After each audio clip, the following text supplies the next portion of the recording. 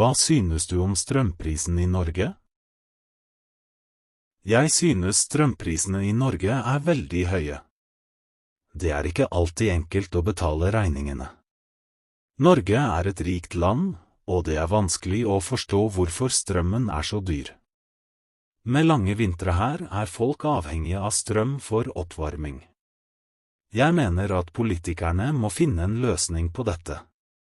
Staten bør hjelpe folk med de høye strømprisene. Hvis folk må betale for mye for strøm, blir det mindre penger igjen til mat, drikke, barn og sosiale aktiviteter. Dette er ikke bra, hverken for folk eller samfunnet. Det er viktig at vi finner en måte å gjøre strømmen mer rimelig for alle. Hva får du oftest dårlig samvittighet for? Jeg får ofte dårlig samvittighet fordi jeg ikke har nok tid til familien min. Jeg har en familie som bor i utlandet. Jeg kom til Norge for 2 år siden, og jeg har ikke sett dem siden. Jeg savner dem veldig, og ringer dem så ofte jeg kan. Men jeg har også mye å gjøre her. Jeg går på voksenopplæringsskole for å lære norsk, og i tillegg har jeg en deltidsjobb. Jeg prøver å spare penger for å kunne hente dem hit, men det er ikke lett. Jeg føler at jeg burde gjøre mer for dem, men vet ikke alltid hva. Jeg håper virkelig at jeg snart kan være sammen med dem igjen. Hva synes du om været i Norge? Eksempelsvar 1. Jeg synes at været i Norge er veldig flott og spennende. Det er ofte kaldt, snø og is her, spesielt om vinteren. Jeg er glad i sånne værforhold, fordi jeg liker å gå på ski, ake og lage snømenn. Jeg synes også at det er vakkert å se de hvite landskapene og de frosne vannene. Jeg liker å se på nordlys, som er et magisk skue på himmelen. Jeg synes også at det er fint å ha så lange dager om sommeren og så korte dager om vinteren. Det gjør at jeg setter mer pris på solen når den er framme. Jeg trives godt med det norske været, fordi det gir meg mange muligheter til å ha det gøy. Eksempelsvar 2. Jeg synes at været i Norge er veldig utfordrende og vanskelig. Det er ofte kaldt og mørkt her, spesielt om vinteren. Jeg er ikke vant til så lave temperaturer og så lite sollys.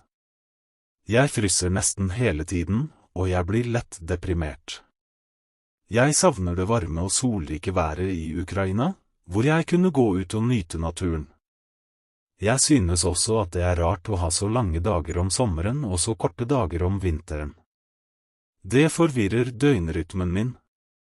Jeg prøver å tilpasse meg det norske været, men det er ikke lett. Jeg håper at jeg snart kan finne noe positivt ved det. Hva er du mest takknemlig for i livet ditt? Jeg er mest takknemlig for at jeg har fått en ny sjanse i livet i Norge. Jeg har flyktet fra krig og jeg har mistet mye, men jeg har også lært mye. Jeg har lært å sette pris på frihet, fred og menneskerettigheter. Jeg har lært å være sterk, modig og selvstendig. Jeg har lært å respektere andre kulturer, språk og religioner. Jeg er takknemlig for at jeg har fått muligheten til å studere norsk, få en utdanning og en jobb. Jeg er takknemlig for at jeg har møtt mange snille og hjelpsomme mennesker her, som har støttet meg og tatt meg imot. Jeg er takknemlig for at jeg lever i et trygt og vakkert land. Hva synes du er viktig i livet? Det viktigste i livet for meg er familie og helse. Å ha folk som bryr seg og være frisk, det betyr mest. Penger er nødvendige, men ekte lykke kommer fra gode relasjoner. Jobb er viktig for å tjene penger, men ikke like viktig som å ha et godt forhold til de rundt meg. Så, familie og helse er kjernen i mitt liv. Det gir meg glede og mening. Å føle seg elsket og være frisk gir en indre ro. Selv om penger og jobb er nødvendige, setter jeg pris på de nære båndene og helsen mest. Hva bør man gjøre for å ha et godt ekteskap eller samliv? For å ha et godt ekteskap eller samliv, er det viktig å ha god kommunikasjon, respekt og tillit til hverandre. Det betyr at man bør lytte til hverandre, være åpen om følelser og tanker, og unngå å kritisere eller angripe hverandre. Man bør også være villig til å tilgi og be om unnskyldning når man gjør feil. Det er også viktig å ha felles interesser og verdier, og støtte hverandre i målene man har. Man bør også gi hverandre personlig plass og frihet til å utvikle seg som individer. Til slutt bør man også ha en sunn og aktiv livsstil, og ta vare på helsen sin. Er det viktig at barn går i barnehage? Eksempelsvar 1. Ja, det er viktig at barn går i barnehage. Der lærer de å samhandle med andre barn og voksne. De lærer å dele, ta ansvar og løse konflikter. Barnehagen hjelper dem med å bli selvstendige og med å ta vare på seg selv. Barna oppdager verden rundt seg gjennom lek, og de lærer om tall, bokstaver, farger, dyr og planter. Barnehagen gir dem også muligheten til å være kreative gjennom kunst, musikk, drama og dans. Det er et trygt sted hvor de har det gøy og er lykkelige. Alt dette gir dem verdifulle erfaringer og forbereder dem for skolen. Så, jeg synes virkelig det er viktig at barna går i barnehage for en god og allsidig utvikling. Eksempelsvar 2. Jeg synes det er viktig at barn går i barnehage, men problemet oppstår når de begynner så tidlig som 1 år. Barnehagekostnadene er ofte høye, spesielt for familier med flere barn eller lav inntekt. Barn som er mye borte fra foreldrene, spesielt i ung alder, er ikke ideelt, da de trenger nærhet og kjærlighet fra mamma og pappa. Selv om barn lærer mye og blir selvstendige i barnehagen, kan det føre til svekkede bånd mellom barna og foreldrene, noe som ikke er ønskelig. Sterke bånd er viktige for en sunn oppvekst. Bør barna bruke sosiale medier eller ikke? Jeg mener at barn kan bruke sosiale medier, men det er viktig å ha klare regler og grenser. Sosiale medier gir dem muligheten til å holde kontakt med venner og familie, dele interesser og lære nye ting. Som foreldre er det viktig å kontrollere hva barna gjør på nettet. Det må være en balanse mellom online og offline aktiviteter.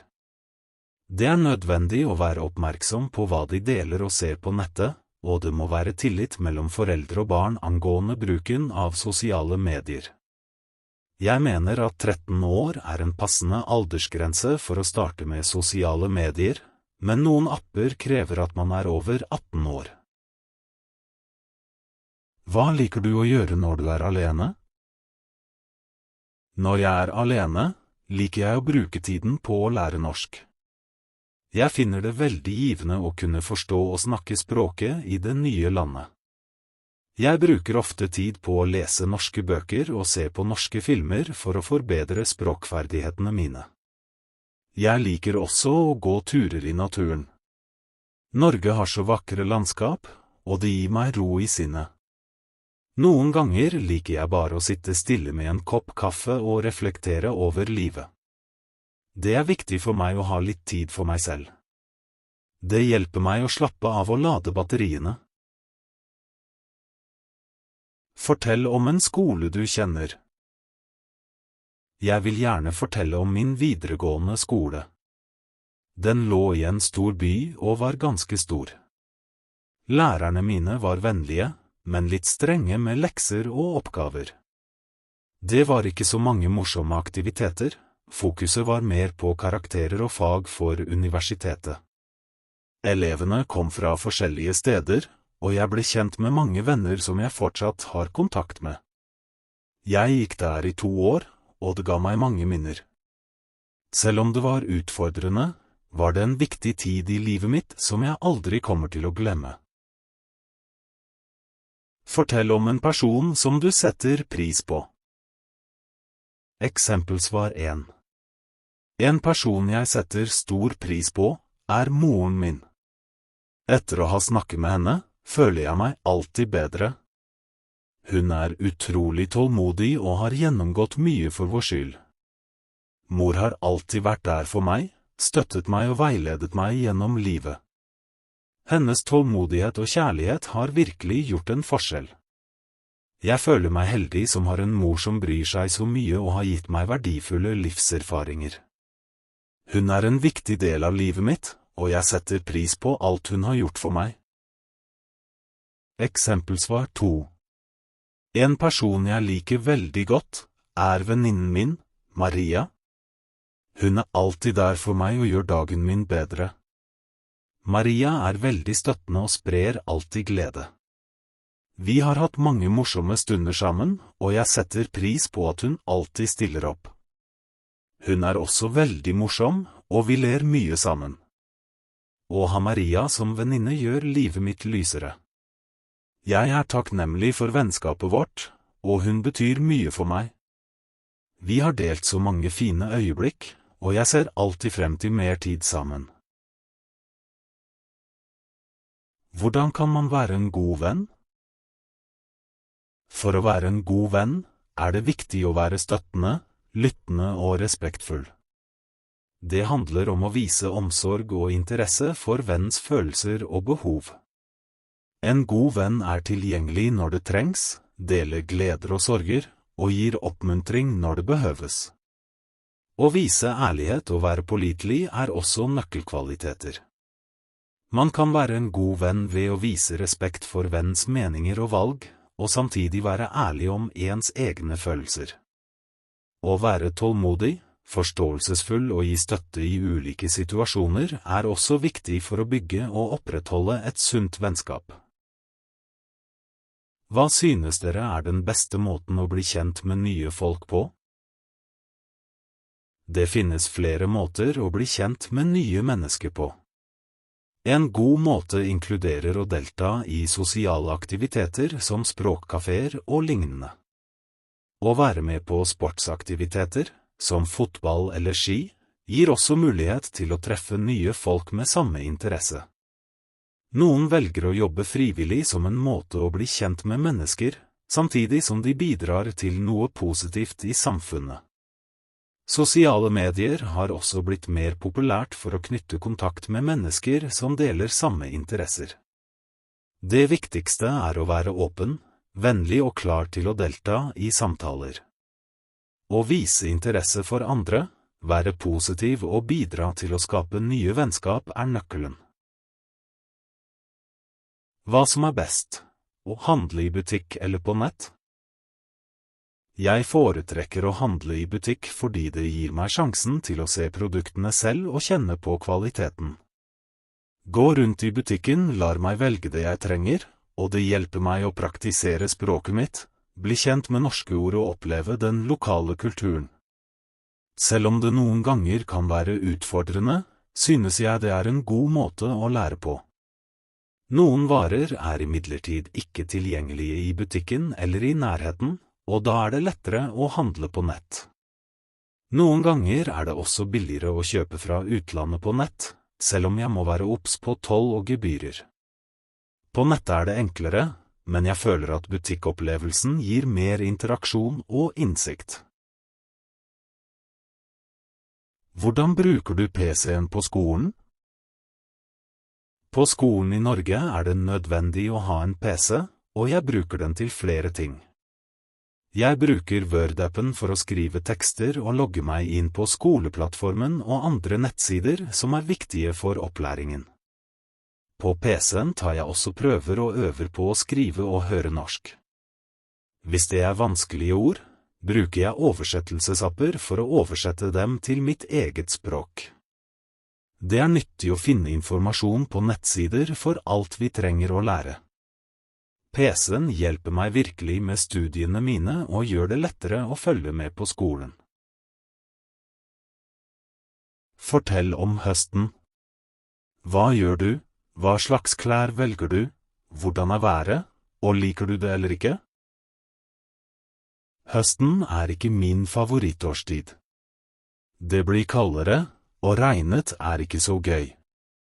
Jeg må ha på meg tykke klær, og det er litt plagsomt. Å gå turer er ikke fristende når det er kaldt ute.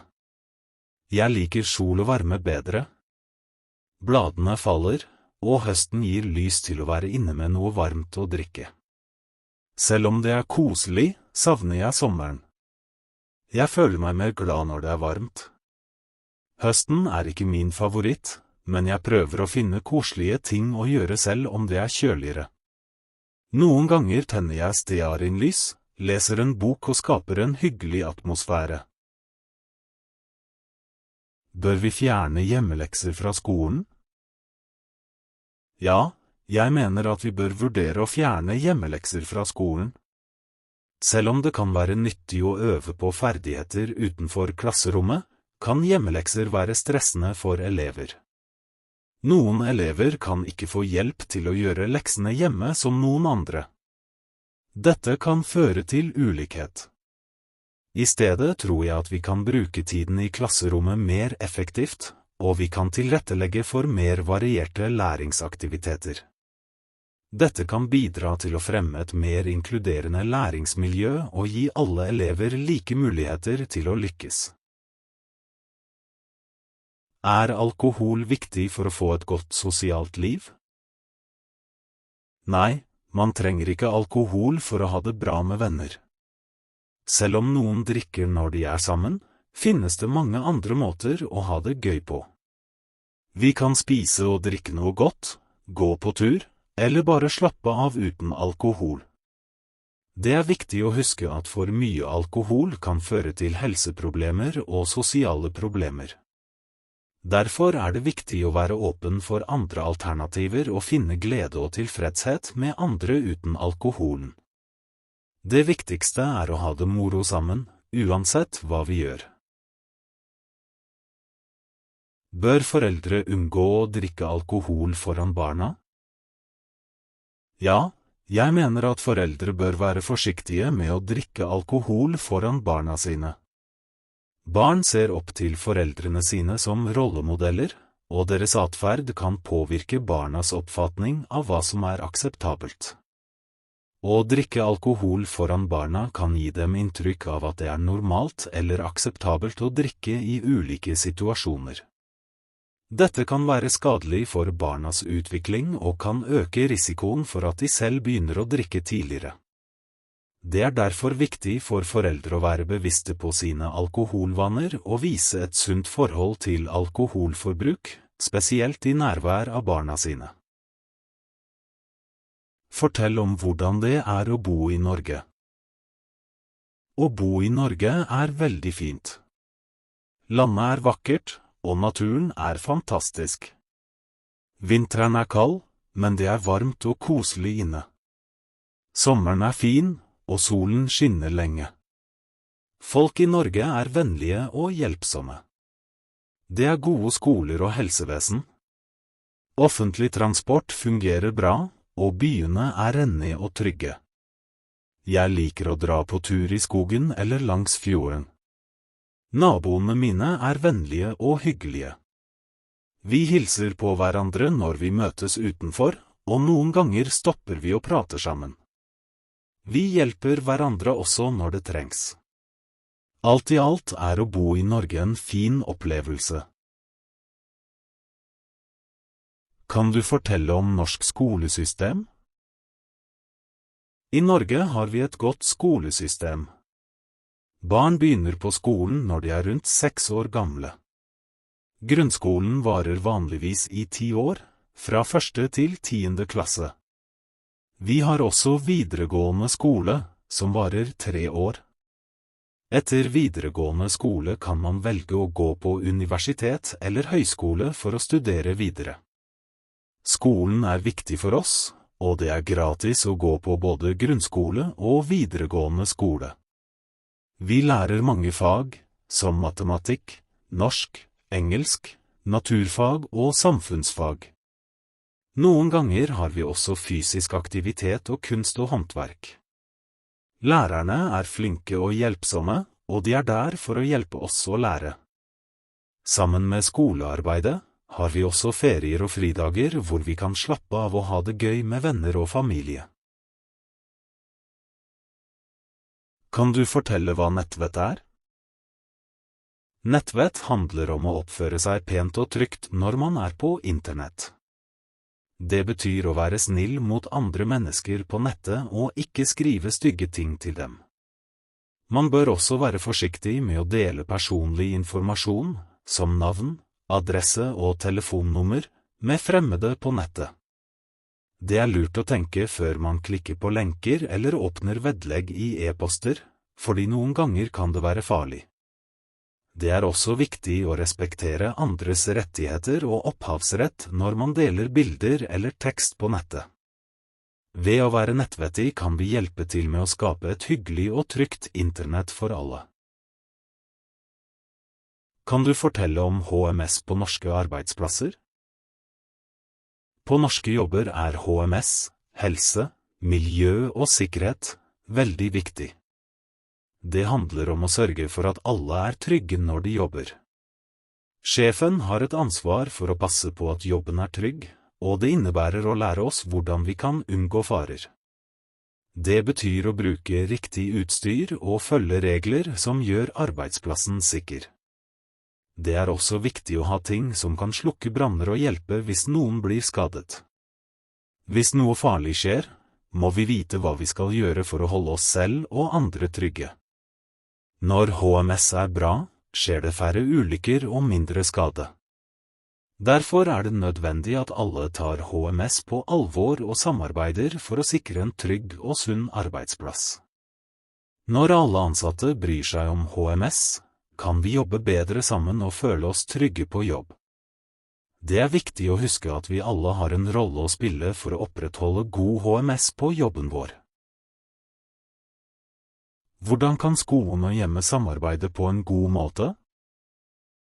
Skolen og hjemmet kan samarbeide på en god måte ved å ha god kommunikasjon og gjensidig støtte. For eksempel kan skolen regelmessig kommunisere med foreldre gjennom foreldremøter, meldinger og individuelle samtaler for å dele barnets fremgang og eventuelle bekymringer. På samme måte kan foreldre støtte skolen ved å sørge for at barna gjør leksene sine. I tillegg kan de delta i skolearrangementer og tilby å hjelpe til med frivillig arbeid på skolen. Dette skaper et felles mål om å fremme barnets utdanning og velvære. På denne måten kan skolen og hjemmet arbeide sammen for å sikre at barnet får den nødvendige støtten og ressursene som trengs for å lykkes både akademisk og personlig.